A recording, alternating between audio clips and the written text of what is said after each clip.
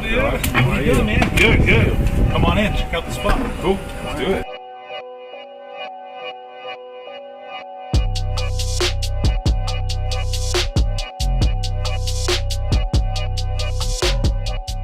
This is what you would consider the Tesla of the cannabis grows. I mean, we have top-notch equipment here, from LED lighting to these racking systems, as you can see. And, you know, no corner was spared here. You know, everything that went into this is pure love, you know, just like the water we drink.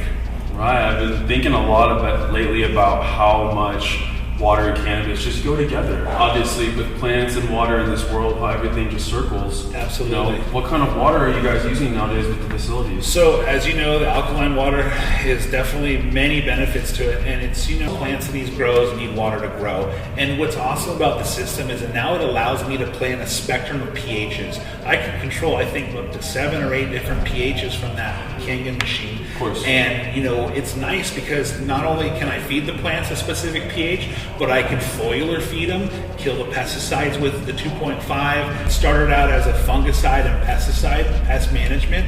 Okay. You know, we're no longer spraying any of our crops with anything. You know, this has to be cleaned by the government. You know, California regulation, you know, there's no pesticides that are allowed to be in the products. We get tested before it goes to the retail market. So for us to use just a simple product as water to be able to kill fungicides, to clean our scissors, to clean the trays, to disinfect this room, I mean, this water is really an awesome advantage. And people are just maybe not educated to it. I think it's really up to us to share these benefits with each other and really educate the consumers on, hey, can I really just use water to disinfect the trays and kill the algae and to kill powder mildew and pesticides? Yeah, you don't need to go put on a hazmat suit and a respirator and go spray these oils we were so traditionally used to.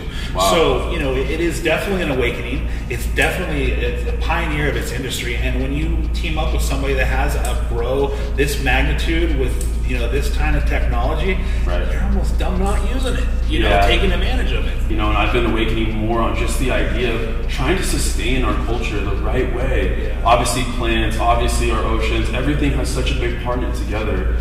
But at the end of the day, you know, we need to do our part. It's like the test and proven model, right? You know, a lot of people don't want to change routines. Everybody's in a routine in life. And a lot of people, I think, are just maybe scared of the unknown.